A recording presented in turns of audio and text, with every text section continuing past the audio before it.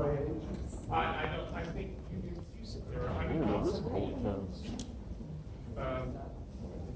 welcome everyone.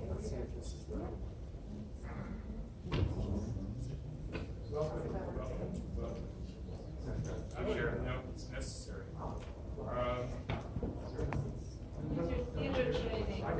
I'll use my theater training to talk to you instead of the microphone, which doesn't appear to be working. And I'm sorry for is this on? Is this on? Oh, is it on? Kind of a bad way it's on. All right, so there are almost as many of us as there are. Also, it's almost as many audience members as the TNT shows are having. Yes, exactly. Just almost closer together. I'm kidding, it's a joke. We realize you're all missing The Rock, but he doesn't go on for a while. This is going to be more fun. So in 10 minutes, we're here to first off just to thank the people who showed up. Yes. And to say we were a late addition to Comic-Con, so we had a hard time getting our message out. I think more people would come. We heard that more people would come. I'm James Duff. I'm the creator and executive producer of Major Crimes, and I'm just going to introduce you to some of our wonderful cast. Jonathan Del Arco, who plays Dr. Morales, Dr. Fernando Morales. Kaya, who plays DDA Hobbs. Tony, who plays Lieutenant Flynn. Daniel, who plays Detective Wes Nolan. Jessica, who plays Detective Kenny Page. Leonard, who plays the new boss of bosses, Assistant Chief Leo Mason. NBC, who plays Detective Tao, Lieutenant Tao, and then Ransford, who plays the Angel of Death. We only see him when someone's about to die. And Renee, who wasn't actually in this episode, but plays a very big part as the season unfolds. I think there was a picture of him somewhere. And that's us. And we can almost turn around and say, introduce yourself. But How are you feeling? instead, I'm going to ask the cast a couple of questions, and then we'll open up. You guys can ask questions too. And I'm going to ask them first how they feel about the serialized format, and I'm going to ask that of Tony first, because he's been in the entire canon of the closer in Major Crimes, and the serialized format is new to us, or fairly new. And how do you feel playing the role this way? Yeah, I love it.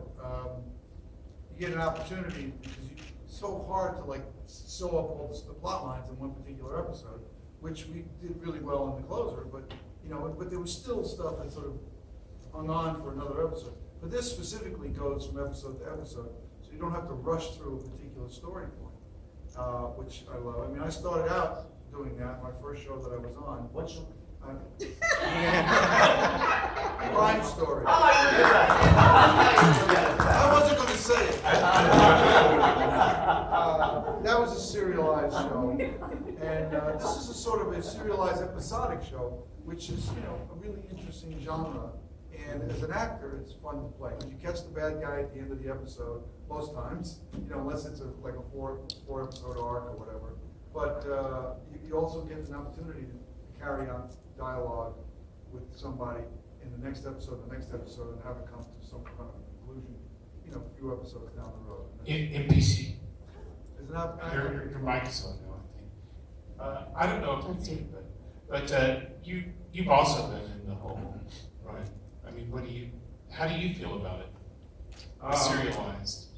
I like knowing who the bad guy is at the end of the 7.5-day work week. It's just how I am. What I love about this, the we found out in our first five-parter, which we did a couple of years ago, Hindsight, over and over and over, I hear from the cast, oh, I knew you did it, I knew you did it, I knew you did it. Well, they didn't know. And it took 5 episodes for them to figure out who it was, and that was awesome. And in the serialized versions, they don't know who did it, which is awesome. I don't hear from everybody, it's just a couple of people. And the other question I have is for Daniel, Leonard, and Jessica, because they're brand new in our world, or almost brand new. Daniel and Leonard were around for the end of season 5. Jessica is just new in season 6. And I wanted to ask what their experience was like doing a procedural, because you guys are not procedural heavy people, are you? I mean, it's a different form. Hoping somebody else would take this. So I can gather the thoughts. No, this is new for me. I spent a couple years staring uncomfortably into the eyes of my co-star on my previous show, Big Job, and it was a totally different experience to jump on something like this. And I think it's been real education for me, actually. And I think it's made me a better actor, truthfully.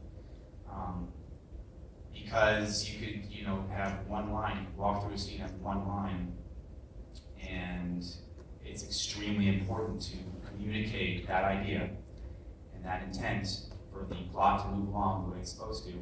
And, you just walk through the scene. And sometimes it's difficult to ground yourself and be in that world and be present without, zoning in on somebody and having that build up that really important moment. So it's kicked my butt, actually. But I'm really happy to have had the opportunity because I think it's given me a new skill set, and also to work in an ensemble like this is relatively new to me as well. There's so many important people, important characters in this show, and they're all very well defined, even if you don't see them that often or that much in a particular episode. And that's just been incredible to learn how to work within that unit. And it's been very, very challenging, but also wonderful for me.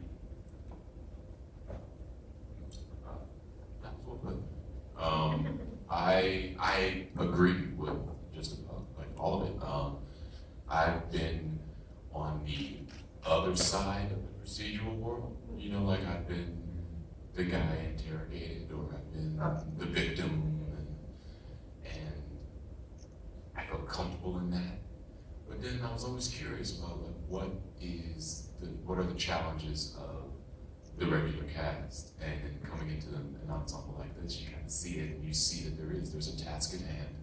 We move certain parts of the story along at certain times, and what I've enjoyed being a part of and observing and learning from my pros over here, to see how you imbue those moments with life and nuance and take the opportunity to be interesting, you know what I mean? Some people think you're just asking questions and stuff like that, but everybody loves the show for those reasons. I mean, it's so full watching the cast interact with each other, and that's what I've enjoyed. Yeah, I just wanted to add, to piggyback off of that, which I agree with everything they say, that it is such a different language than what I was used to, and it does seem like a different language, and I had to ask MPC, and I had to ask everyone, how do you prepare, how do you learn your lines, it's so different. And I also wanted to add that I'm sure you realized, or I'm sure you noticed Leonard's voice, how amazing it is. I made him my voicemail, and since I made him my voicemail after the last day, all my voicemails now start with laughter. and they go into Jessica. I made him do my voicemail the last day. Maybe I'll play it later. We actually wrote Leonard's beautiful voice into the show. People comment on it, so it's very funny. It has a trailer.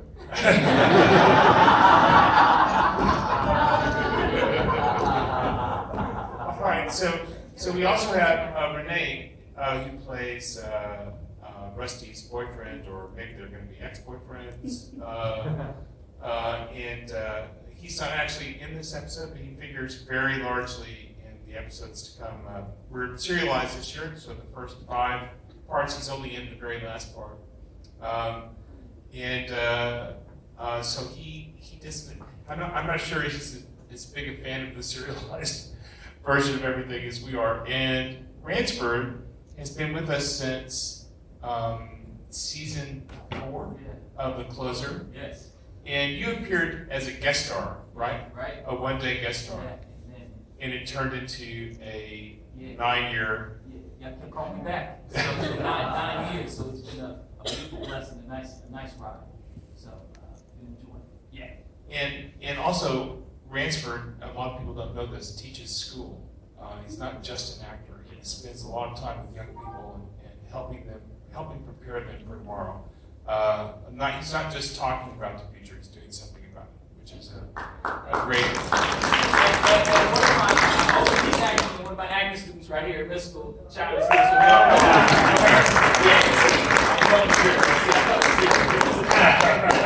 Teachers gonna get you. Yes, do what you do at the table when you're interviewed. Transfer Doherty. And Renee, you were cast as a 2-week guest star. Is that 2 episodes, right? Just for about 3 episodes. 3 episodes. Yes. And how many have you done? 30 in total. 30. Yeah. Thank you. You're You changed my life. And Kata, you were cast as a guest star. Yes, a 1 episode. And how many episodes have you done? I think it's near 70, I Wow. think. But I was gonna say, I want Ransford to help prepare me for tomorrow. No. And Jonathan, you were cast as a guest star actually too, weren't you? Was. Those are season 3.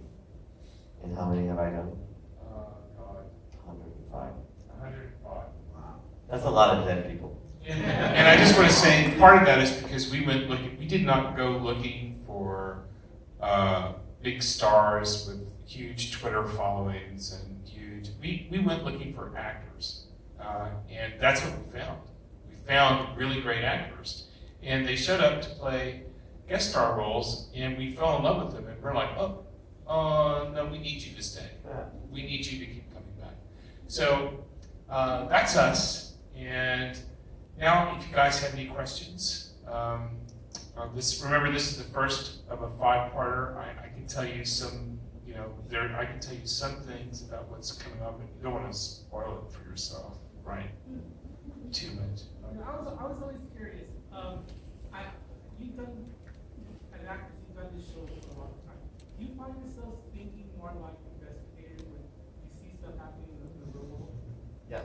You do? Not investigators. I was out with friends I was out for someone's birthday up on Sunset a couple of years ago, and there was a shooting at the Oaks, which is a bar up the street, and I ran toward it. and Kyle was like, "What are you doing?" I'm like, "I don't know. I think I'm Dr. Morales." I did. I ran toward it. I do know she's not here, but Kira actually did try to stop someone at a gas station. She got so bad she was going out reaching for her badge, and Kevin Bacon pulled her on the arm and said, "Honey, you're not an actual police officer." Yeah, she was like, oh, well, this should not be going on. What about you, Michael? Paul, have you ever pulled anybody over? No, I think once I leave the set, I'm no longer Lieutenant Town. I'm just a normal, everyday citizen. Looking for a place to serve. Looking to stay out of trouble. I think you have mostly the most laid back members of the cast here. I do think there are, you know, like, I know Philip would love to be able to write people traffic tickets. I was in the car with him once when he rolled down the window and talked to the driver next to us and said, "May I have your signaling device since you're not using it?" And he actually did go to the police academy for 2 weeks of training before he became an actor. He was thinking about becoming a police officer. Yeah. He thought better of it. It was the weapons training began to freak him out. So I feel, even just being here for one season, I feel way more aggressive energy. I don't know, you know. You drive like a cop, that's for sure. You drive like you're in pursuit. We were going to work one morning with a 5:30 a.m. call, and I get off the freeway and I pull up next to Jessica, and she's looking dead straight ahead. And I put down my window, and she's like, I'm not turning. And I put down the window, I stick my head out, and she's like, "Get me down." And the light changed, and she was gone. I mean, gone. And, you know, I was lead-footing, and she beat me. And I was like, she's no joke. I recently got a ticket, not a speeding ticket, but I got a ticket.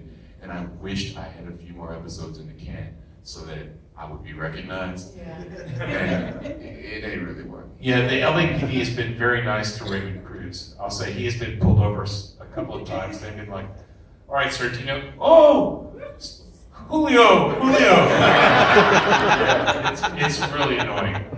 I don't know if you know, James, but I got robbed. My car was robbed while we were shooting. And as I was driving to work, the first thing I thought was, don't touch the handles. Leave. I could see fingerprints. I went into the passenger side. I left it. I immediately went to Mike Burcham, and certain thought processes I never would have thought of before. Detective Mike Burcham is a former robbery homicide detective who ended up in our writer's room, and we've been using him as a resource for the entire run of both shows. More questions? That was a great question, actually. Yes? Yeah, I just want to say, I think it's unfortunate that so few people came, so I apologize for that, because, you know, you're using so much of your valuable time to share with us. We're all unemployed. Okay. I watched all The Closer, I watched all of Major Crimes. I found out this was your last season. It devastated me.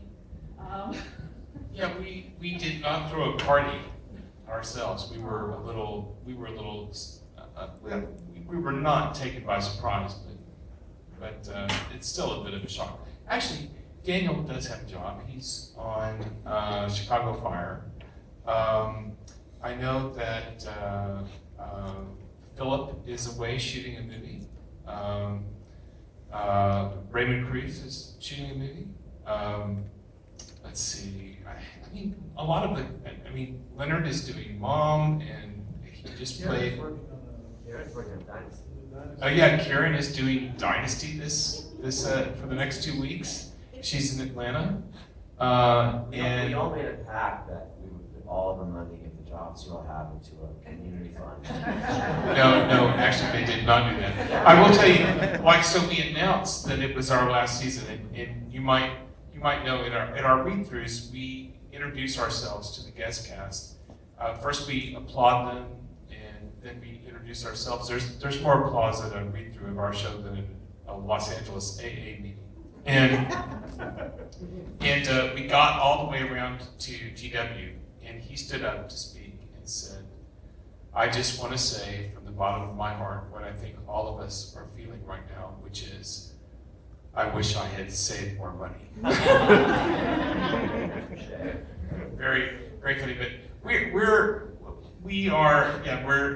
we expected more people, we hoped for more people, and I think it was just the times changed several times and the Rock is up, we're opposite the Rock. Can I say something? James, you did an incredibly smart thing this season, which is that we did not know it was going to be our last season, as is often the case. And we could easily have just shot a regular season and then found out at the end of it that we weren't coming back. But James decided, instead of waiting for that for the fans and for all of us, he wanted to finish the show. He wanted to give it an ending no matter what. And you did that. And that was, I thought, a really brave and creatively courageous and sensitive thing to do. You know, to just say, this has a beginning, middle, and an end. And it's been 13 years, but it has a beginning, middle, and an end. And that's because you decided to beat them to the punch in case, and with the possibility of opening it back up if you needed to. Right, and I think, you know, there were clues. I'm a mystery writer, so I was examining the clues, and we had several contracts expiring, and the network was not coming back to negotiate those, and that's a very big clue. That's like watching your wife put arsenic in your tea, and there were a lot of other things that were going on that, you know, like when you shoot the 100th episode of a series, usually someone from your network comes and says, hey, congratulations, or sends you some flowers, or a cake, or a card, or drives by and throws an egg at the studio. We didn't even get a card. We got nothing. Well, that's not true. We bought ourselves a cake, and we had a party, and they sent a photographer to take pictures of it. But, you know, that was like, oh yeah, we're on the right train. And here's the thing. I mean, for the people who've been watching this show from the beginning, they deserve an end. I mean, this season is entirely for the people who care about the show and have been watching the show and like the show. And it has, and we're going to spend our last 4 episodes going after, finally, Philip Stroh. And that's, I feel like that gives us completion. It's not in my power, actually, to cancel the show. And if you look at the ending, it is an ending, but it's a very defiant ending. I mean, it's not I wasn't saying there's nothing more to do. I am looking actively for a way to keep the Major Crimes community together, because this is a great community of people. I mean, I have never known so many viewers and fans on a first name basis in my life. And that's social media and how we've all connected. It's been a pretty awesome experience getting to know people that way. But you're right, we did write, we finished the story, but we also started some stories that I feel like we're not going to get to go to now. Like Jessica and Daniel have some fun stuff to do, and Leonard is a much tougher version of the boss than our old boss. And Renee and Gus and Rusty, or Gusty, is we have Shanty and Gusty on our show. And it's kind of hilarious.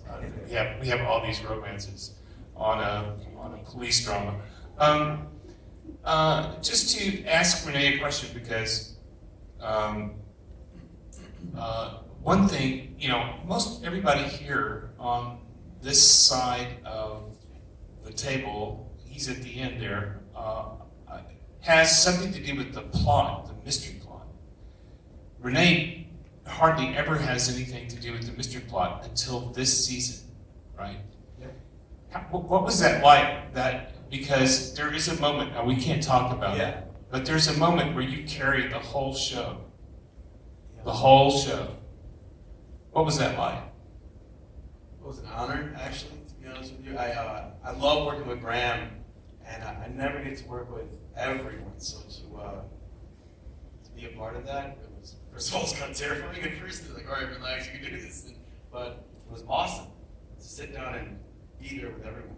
Because I already see you guys as a family and off camera, but to be there, that just made me feel really good. It was awesome. And you did an awesome job. I just want to say there is a moment in the series where something really horrifying happens. And the next scene, we go to an act break, and the next scene you're in a restaurant with Gus. And you're like, what am I doing here? You know? And just hold on for a second, because it's a really interesting scene. More questions? Yes. Hi. I was just wondering about the DVD box set that we're gonna get and all the awesome stuff that's gonna be included, so we can watch it over and over and over again. And all the extra deleted scenes that are gonna be added back, that's gonna happen, right? That is going to happen, and we're going to have more deleted scenes this year than ever before because we're just trying to cram everything in. But you know, But you can Yeah. add deleted scenes from other seasons too, because we heard about Shanty Kiss that never happened on screen and never ended up on the deleted. we started adding deleted scenes on our Major Crimes Facebook page too, so like you can get like the whole thing. Do you put the blooper reel on the DVD box? Yeah, we do put the blooper reel. It's an impressive reel. Yeah. May I ask, who actually decides what goes on the DVDs that are sold after? Like, is that you, or is it TNT, or is it? No, it is not me. I have, listen, I'm way down the food chain. I'm lucky they talk to me. The only thing I get is the key art on the cover, and I generally, I just say, this looks like DVD key art. But I often send it back and say, look, we need a bigger picture of this person, or you left out this person. Those things happen. Sometimes it's people making decisions that aren't necessarily watching the show sometimes. Like, do you remember when they did a promo that gave away who the killer was? Oh, yeah. You were so mad. Oh, God.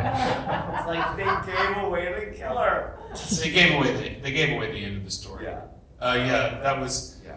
Yeah. So it's people like that. Hopefully, we'll do a cast interview at the end, a summing up panel at the end of the DVDs for season 6. I'm trying to make that happen, but like I said, it's a different division of Warner Brothers. I mean, the creative part of Warner Brothers, and I have a great relationship with them, but this is a very different part of Warner Brothers, and they come and tell me what they want, and not by it's like he says later in the season, your division reports to me, I don't report to you, and that's kind of how it works.